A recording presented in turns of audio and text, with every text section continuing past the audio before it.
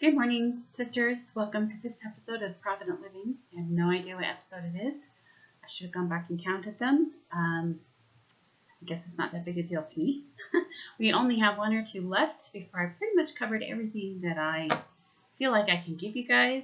After that, you're into the deep and very specific things, and that's kind of on you, how you want to do your faith storage, what you want to store, where you want to store it, when you want to store it. But we will do a recap at the very end to just kind of go back over some of the things I think are most important. Today, I think maybe we've touched on this a little bit, but I came across this and it's in bad shape. It's in really bad shape. You can see this. Anyway, it came from my in-laws after they passed away, and I was going to throw it away. I mean, it's falling apart. It's not even connected in the middle. It's just loose papers. But something just said keep that. I really didn't have time to look through it.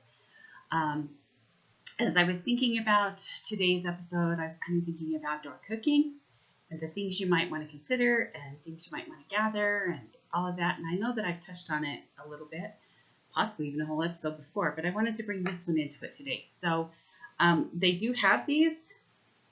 It's like a 1963 copyright edition. So they do have these on eBay, and they're in better shape. But they're only like anywhere from $5 to up to 20 some odd bucks, depending upon what you want to pay for it. Anyway, so let's talk about outdoor cooking a little bit. If you're going to cook outdoors or need to cook outdoors, which is very possible. Now, I know some people are really big outdoorsmen. Other people can't stand camping, like a walk around the block is good enough for them. Go sit in the yard, but not really do that.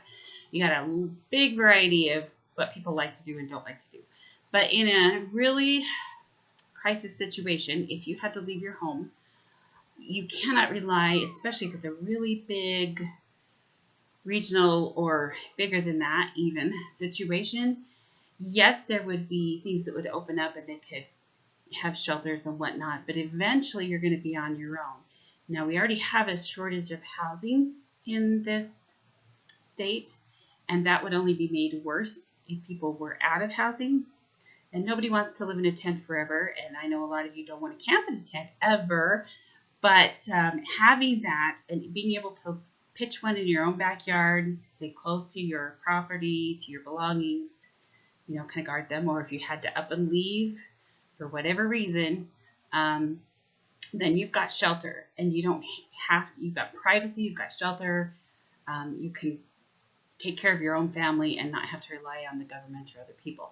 So it's just a thought. Actually, it's a very big, very good thought. I really believe in my heart that everybody should have a tent and know how to do that tent. If you're not a camper, great. Buy a little more expensive tent, the kind you just throw out there and pull it up and bingo, tent. You don't have to thread any poles. You're good to go.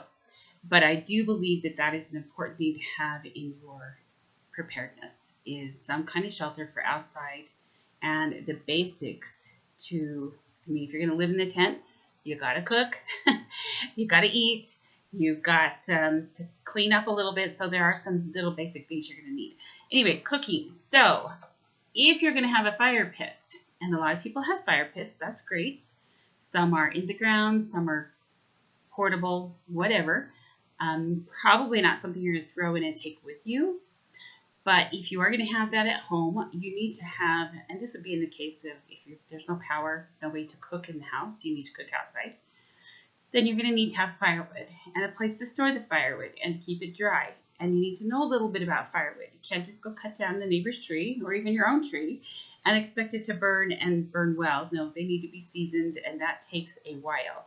So that's something you'd have to plan for and prepare for well in advance. Along with that, you're going to need matches for the little fire igniters. What are those called?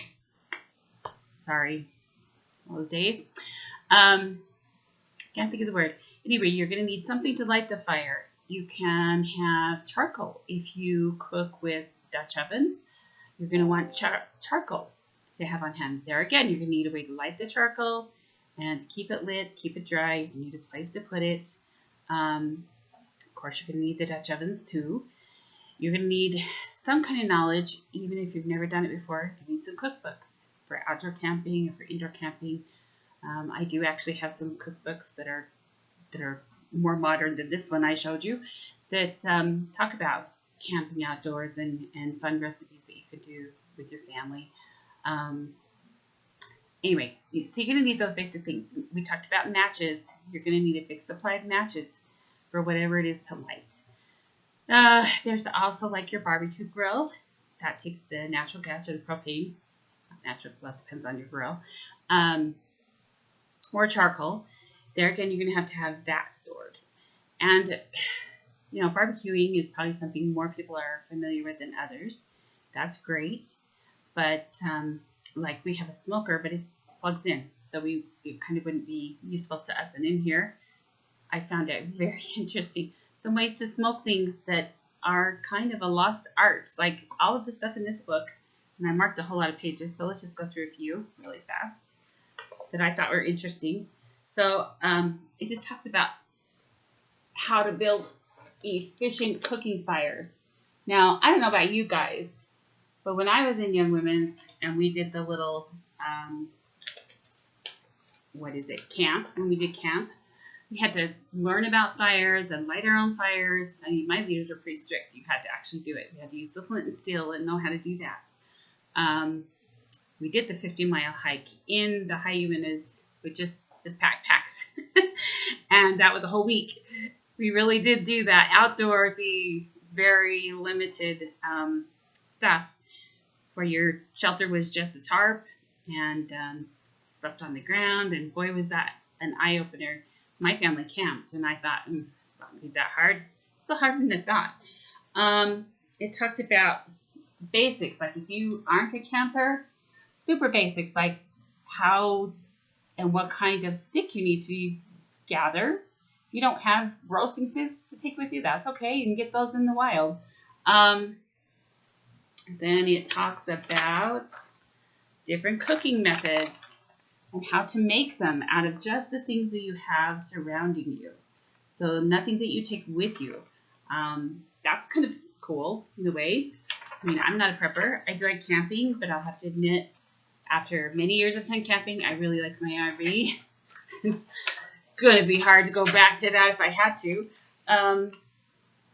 Let's see, just some other ideas of ways to make a fire and to cook with it.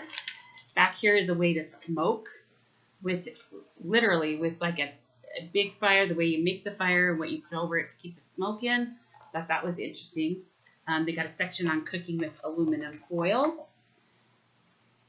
See if I can find some of those. Oh, this book is in such bad shape.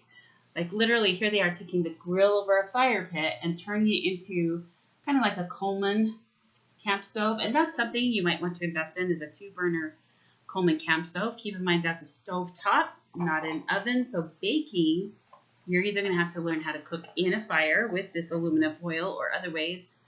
Or they do have, if you want to go the fancy route, and secretly this is on my wish list, is an outdoor oven. They have solar ovens and propane ovens and stuff that literally are made to cook outside, bake, not just cook on a stovetop, but bake, which I think is kind of fun. But you can do breads and other things if you know how to use a fire. I mean, literally centuries ago, that's how they cooked, was over a fire or in the fire with various pots and whatnot. And that's how they baked their bread. That's how they did everything. So it's doable. Let's see. This little section talks about fireplaces, stoves, and grills. Kind of funny, kind of a blast of the past because some of their grills. But I thought this was clever. I mean, here's roasting a pig. They just use cinder blocks to do that. And then here's another way to cook things in a wheelbarrow. Something I wouldn't have thought of. I thought was kind of cool. Yeah, anyway, this book also has, for those of you who are really adventurous, how to cook raccoon and squirrel and doves and quail and basically all the things you would catch in the wild, as well as bear and elk and venison and things like that. So, I don't know, if it's done appropriately. My family, my dad did occasionally hunt, very rarely. We did have a venison once, I think even elk, and we did have some bear meat. I wasn't a fan, but I think that's really because we didn't do that all the time, and not knowing how to prepare it, it tasted very gamey. But I do know of people who are avid hunters who know how to do these things and who can do them really well to the point that you would really love to eat what they prepare. It's a thought.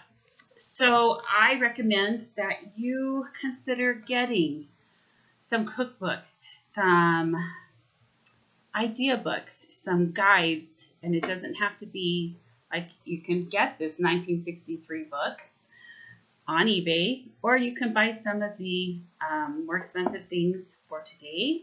You can go with the really high-tech stuff that's out there for today, or you can do just, it shows you how to dig a pit and how to cook in the pit. I mean, basically that's what you can gather in the wild. Anyhow, that's got to end it for today.